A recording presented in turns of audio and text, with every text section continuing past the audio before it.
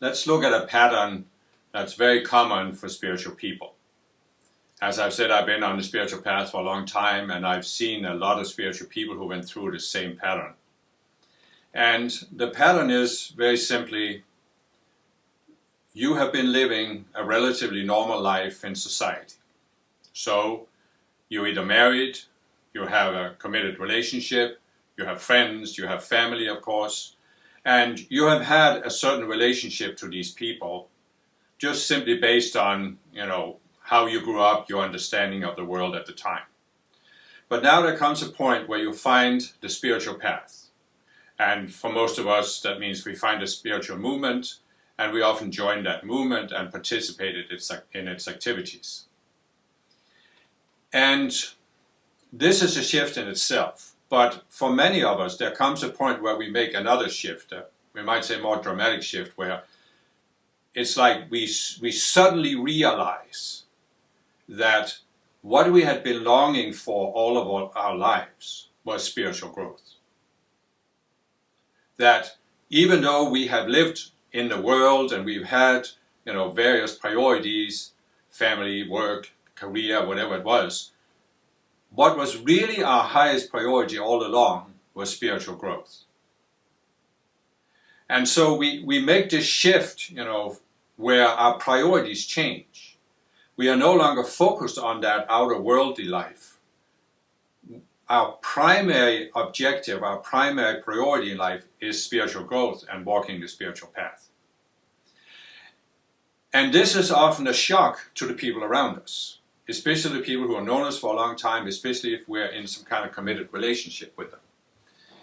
I've seen so many people on the spiritual path go through this. They commit themselves to the spiritual path, but they have a spouse or a partner who is not spiritual, does not want to become spiritual, and becomes increasingly hostile towards the spiritual person until the relationship breaks. I've also seen people where both were spiritual, both were in the same spiritual movement, but still one is more committed than the other, and after a time the relationship breaks. And what can often happen in that situation is that the partner that you leave as a spiritual person, the partner that you leave behind, becomes very angry, very hostile towards you. I've seen this happen to dozens and dozens of people. And no doubt happens to many, many more out there that I'm not aware of. So what's behind this pattern? What is that causes that reaction in people? And I think this can be explained now based on what I've talked about in previous talks.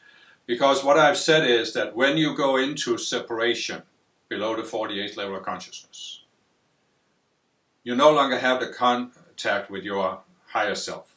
So you feel incomplete. It's unbearable to be incomplete, so you have to find a way to compensate for the incompleteness.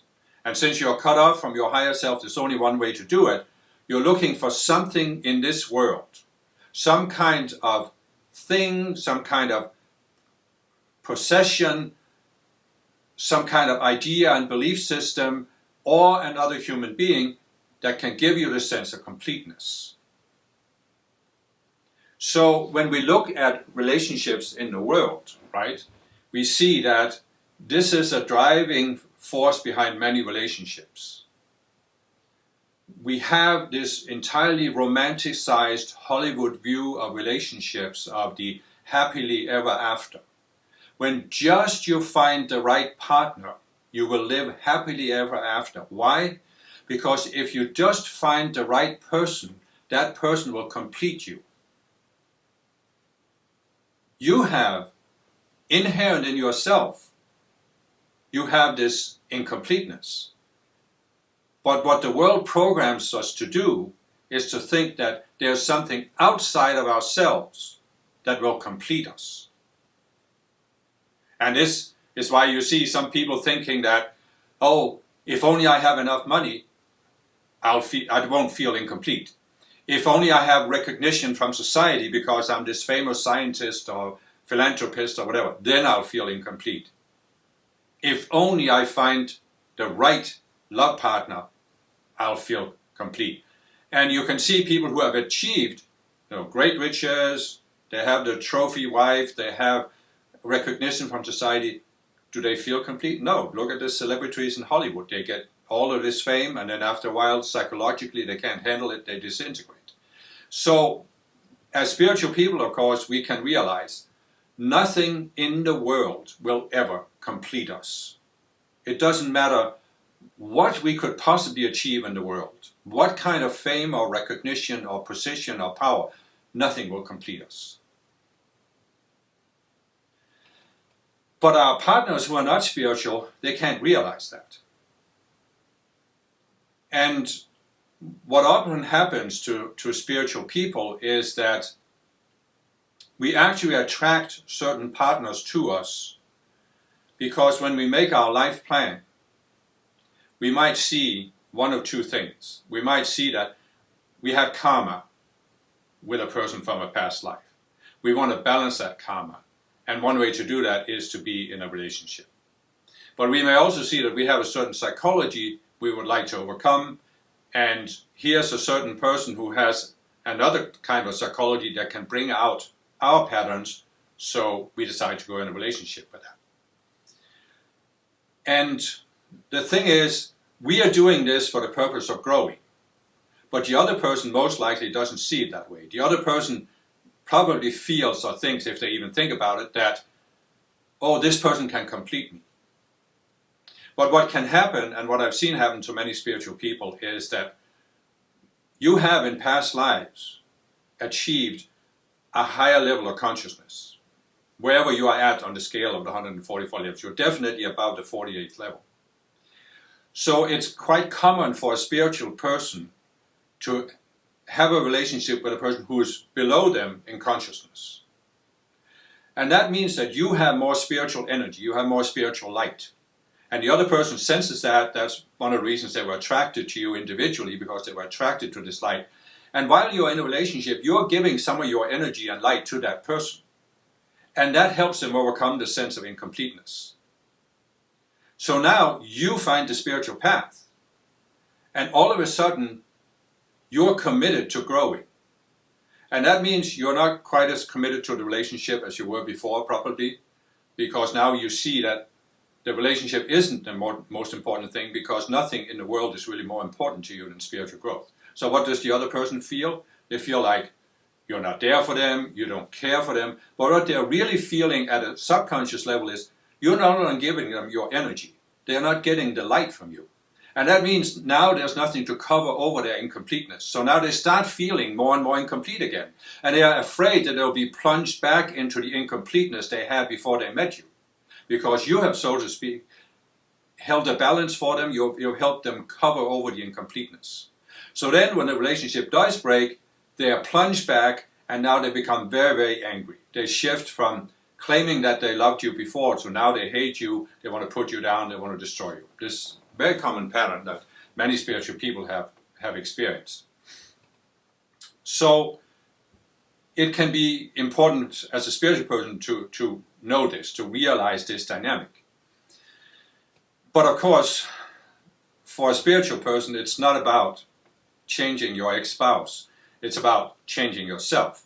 And what we can learn from situations like this is that when you're walking the spiritual path, as I've said, above the 48th level of consciousness, you regain at the 48th level your sense of being connected to something outside your own mind, your higher self. You're walking up from the 48th level, you're expanding your sense of connection to your higher self. And especially when you go beyond the 96th level, you even start shifting. You're not really so much seeing yourself as connected to this higher self that's up there in the spiritual realm. You experience more and more oneness. You could say that you are raising your consciousness up, but at the same time, it's like from your perspective, the higher self comes closer and closer. There's less of a gap until you start feeling oneness. Your higher self is here. You are an expression of your higher self. And this is the contrast to what you see in a world where you feel incomplete, you are trying to find something in the world that completes you. But when you're walking the spiritual path, you're not trying to compensate. In other words, the path I'm describing here, coming into greater and greater union with your spiritual self, it's not a compensation. Because you're actually diminishing the sense of incompleteness, the sense of aloneness. You are experiencing more and more of a sense of oneness. And that means you come to a point where at some point, you make a shift where you are now spiritually self-sufficient. Which means what? It means that you realize that there's nothing in the world that you need in order to be complete. Because completeness is an inner condition. It's not so much even that you need your higher self to be complete. It's that the conscious you begins to experience that it is the higher self. It is an extension of the higher self. When you're at the lower levels, you can't quite see that because your sense of self is so localized that you are looking from your level of consciousness up there to the higher self. But as you get higher and higher, you start to feel this. So the conclusion you reach, or the experience you have, is that all of a sudden you realize you don't need anything from other people or from the world in order to be complete. Because you can be complete in yourself. You have everything within yourself in order to feel complete. And that means you totally let go of the compensation game and the entire mechanic of thinking that I need to find the right person, or I need to have recognition from the world. I need my spiritual teaching to be recognized as the superior one, and I want to be recognized as one of the pioneers, one of the first people to see this teaching. All of these kind of mechanisms, they just sort of fade away, and you realize you don't need anything from the world. And this is the natural aspect of following the path. But the reason I'm bringing it up, again, it's like it happens when you reach higher levels of consciousness. So if you are not at those higher levels of consciousness, what I'm saying here will sound like just a theoretical concept because you're not experiencing it yet. But it's still important to keep this in mind. It was important for me to understand it intellectually before I experienced it. And so you can start working with this idea that the ultimate way to overcome the compensation games is to find completeness within yourself. You can work with this concept that the only way to feel complete is through your higher self. And this can require us to really look at some of the things we were brought up with. As I said, there's the whole Hollywood fantasy of finding the right person and it's happily ever after. It's very strong in the collective consciousness. But even spiritual teachings can have something that reinforces that mindset. In my second spiritual movement, they had a concept called twin flames. And the idea was that we, as individual beings, we're not created as an individual, we're created in a pair with another being, a twin flame. And this had led to, in the organizational culture, this, they had taken the Hollywood fantasy, projected it onto this, and said, oh, if only I find my twin flame, it will be the ideal, the ultimate love relationship. And then I'll feel complete. And personally, I never accepted that. I was in the spiritual movement, I accepted many of his teachings, but I didn't accept all of them. And this was one of them. Because I always had this intuitive sense that it just can't be right that I would need another human being in embodiment on a planet like Earth in order to be complete. Even if I had a twin flame, look at the Earth, how chaotic it is. Who's to say that twin flame is an embodiment? On Earth, could be on another planet, it could be ascended. So how would I ever feel complete on Earth by finding another human being? There were people who became frantic about always trying to find a twin flame. And whenever they met a person they were attracted to, is this my twin flame? And then they actually had some people who were told by the leader of the movement that they were twin flames and they got married. And they thought, of course, that now because they were twin flames, they should have the ideal marriage. But no marriage is ideal because we have our psychology. They hadn't reached the highest level of human consciousness. They hadn't overcome all their attachments and their psychological patterns. So naturally they started having problems. But the effect of this was, instead of acknowledging the problems and talking about it, they denied them. They pulled them on the rug because we are twin flames. We're not supposed to have problems, right? Now I'm not here saying whether they were twin flames or not. I just said they were being told that they were. And I could see the effect this had on some of these people was it actually made them more difficult to have a relationship because they tended to deny problems. Incidentally, I've also seen other spiritual people who are both spiritual or who met each other in a spiritual movement. It's very common that you meet somebody in a spiritual movement and then you think because we're both spiritual we should have an ideal relationship, and you try to push any kind of problems under the rug instead of talking about it. And that, of course, doesn't lead anywhere. So all I'm trying to say is that we have to, as spiritual people, we have to look at this entire concept. There's also the concept of soulmates, that there are some people, and I'm not denying that there are soulmates. Obviously, you meet some people on the spiritual path that you feel more familiar with. And it's simply because you've known them in past lives. And so when you can meet a person that you instantly have a recognition. Oh, I know that person. And that's because you have been with them in maybe several past lifetimes. But again, even if you're familiar with somebody over many lifetimes, it doesn't mean that they will complete you. And quite frankly, even if the idea of twin flames is true, meeting your twin flame will not complete you. Why not? Because you are an individual being, the conscious self. This conscious self is an extension of your higher self. You are sent down here to have experiences, and the only way you are going to get out of here is by reuniting with your higher self. And this will not happen automatically by meeting another person. It's that simple. You have an individual psychology, and you created it.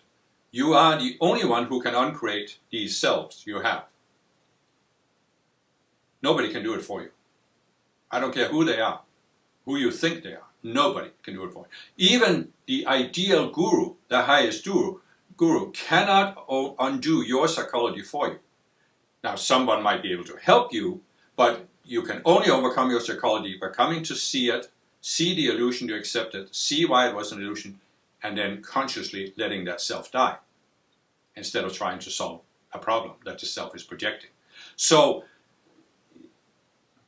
my whole point for saying this is that one of the big breakthroughs that I had myself was this realization that I do not need anything from the world, from outside myself, in order to complete me. However, there's a trick to this, of course. There's always a subtlety to it.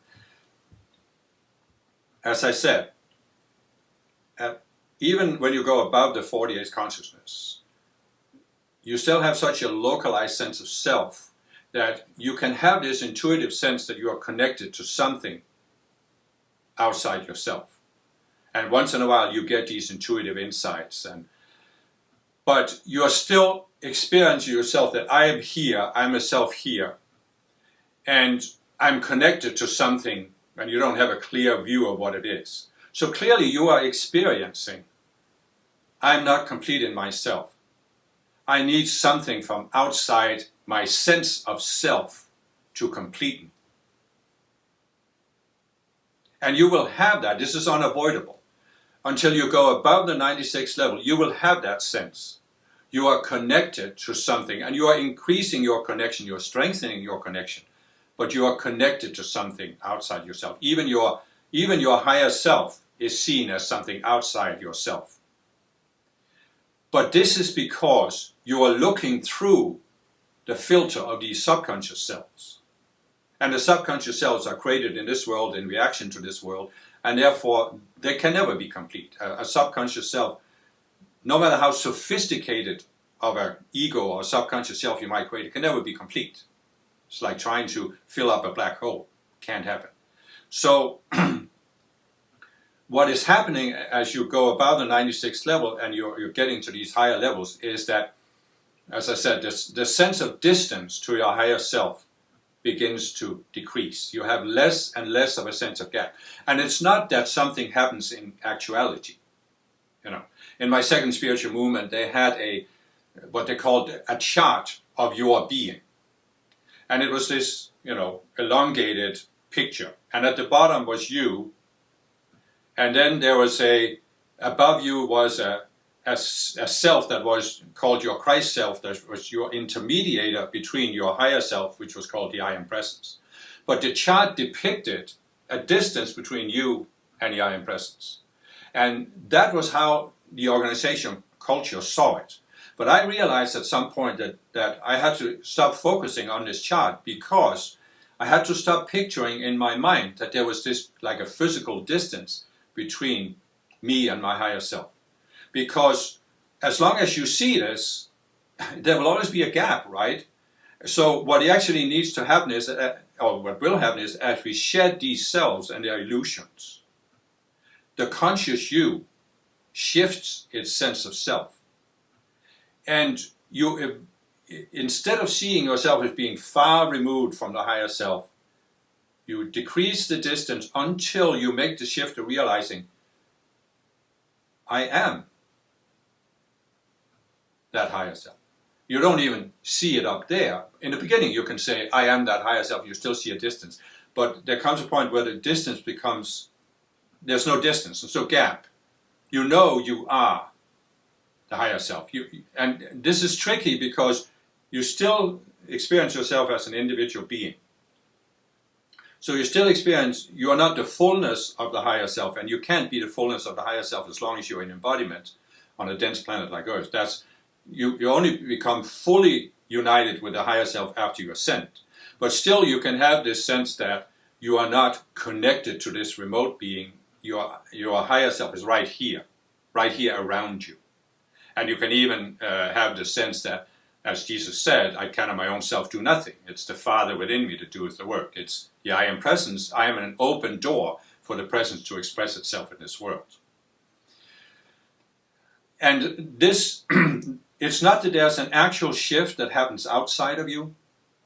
It's that the perspective of the conscious you changes. So that you no longer see a gap between yourself and your higher self. And that's completeness. That's spiritual self-sufficiency. When you're at that level, you don't need anybody. And I guess, this in itself, you could say, when you reach that state, you are feeling complete in yourself. But it also means that as you get closer and closer to this state, the relationships you can have with other people shift. Because you are no longer trying to fill the gap in yourself by projecting on another person that they should complete you. And that means you can now stop having all of these expectations that people have of relationships. Where you are, if you are subconsciously thinking that you need your love partner for you to feel complete, you have some very tough expectations you are projecting on that other human being, and you can become very judgmental if they don't live up to it. But how could they live up to it? Because it's an impossible expectation. Nobody can complete you. And when you begin to grasp that, begin to understand that, all of a sudden you can begin to consciously reevaluate your relationships and say, what are my expectations here? What am I actually projecting on the people close to me? And all of a sudden you can start having this free, much more free relationship. You are not projecting. And you see many relationships in the world that are what you call codependent relationships. Both people feel they need something from the other person, but in order to get that, they give something to the other person. It's sort of a contract, you give to me, I give to you. But now you can begin to have relationships that are more free. And what happens in that process, and again I've seen that with many, many spiritual people, is that you may lose relationships. There may be people, as I said, they cannot relate to you anymore because you've changed so much. But what happens is you will attract to you other people who are at that same level, who are more free in having a relationship, who are not projecting onto others. They are not seeking someone to complete them because they are achieving greater and greater completeness in themselves. So it's sort of a rule where you can say that as you walk the spiritual path, your relationships will change. And you can look at a specific person and say that either your partner will change or you will change your partner. In other words, if the people around you cannot adjust and accept you as you are now, you will find other people who can. And therefore you can have a whole different kind of relationship. Not based on this dynamic of demanding something, demanding that another completes you, but you can have a relationship where you set each other free to be who you are. And you are not trapped in this dynamic that's so common in relationships in the world. And that is really a great freedom. But it starts with you. It starts inside you. It is not a matter of finding the perfect partner. You see, I'm not saying that when you find the perfect partner, you will change. What I'm saying is, when you change, when your psychology changes, you will find a different kind of partner that you have found before. Because like attracts like.